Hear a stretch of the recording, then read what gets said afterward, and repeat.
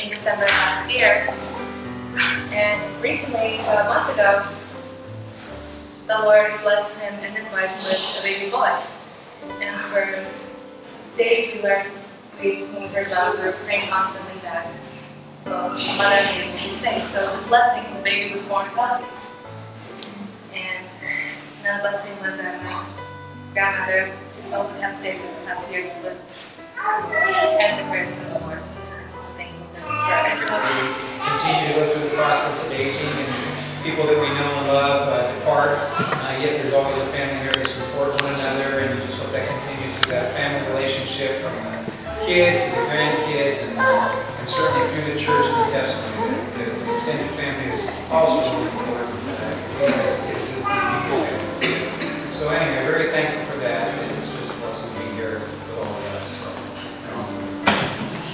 I haven't seen since the 11th grade, and he was instrumental in me becoming a Christian. He shared his testimony with me in high school, and I pretty much mistreated him for most of the year, and then but he persevered, and he was a great testimony to me. And so it was about the last week of the 11th grade that I called upon the Lord to be my Savior. And I had lost contact with him, and it was probably about a month ago. I found him on Facebook. And so Gabby and I were able to have dinner with he and his wife. And he's a pastor of a church out in Spring Valley. So it was a blessing. It's an unexpected blessing that I never thought I'd have. So I'm very thankful. How old is the kid? 9 months. 9 months. Oh, all right. Is she crawling yet? Oh, she's about. Yeah, she's kind of walk already.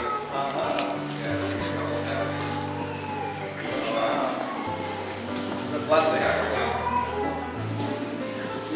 You have a precious gift. Yeah. Handle with care.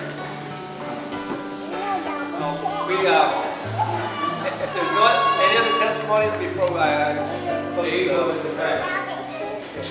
Evil. Oh, Evil. This is Evil. The other Evil. I just want to give thanks to the Lord for this year. Blessed me with my granddaughter Mackenzie being healthy, her mother Jenna also being healthy, and her raising her up in the Word in the church, in the church also. Thank you for that. It takes a lot to when we're going through trials in our lives, because I know everybody goes through trials, and no matter what trials we have in front of us, my experience is we just gotta call to the Lord. At times I tend to do, try to do things myself that don't work out, and it's the Lord guides us. Sometimes we're going through something that we don't like or experience, but at the end, you realize why the Lord brought us through that. It's hard, but we have so many people here at the church.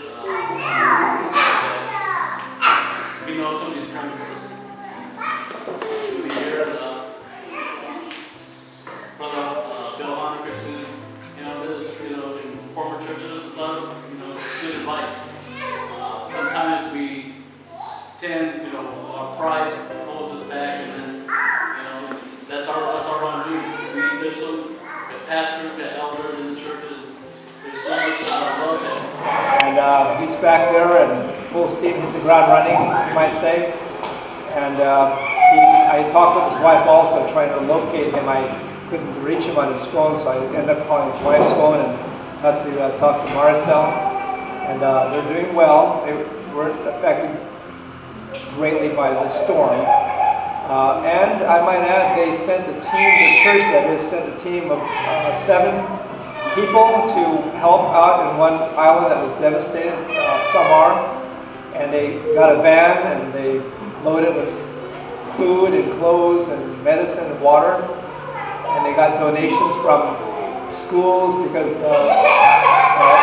Pastor Edmund is on a board, kind of an ecumenical board of churches that is very community oriented. And so anyway, through these connections, he was able to amass some needed things and brought it down there. And I really admire that because he didn't waste any time.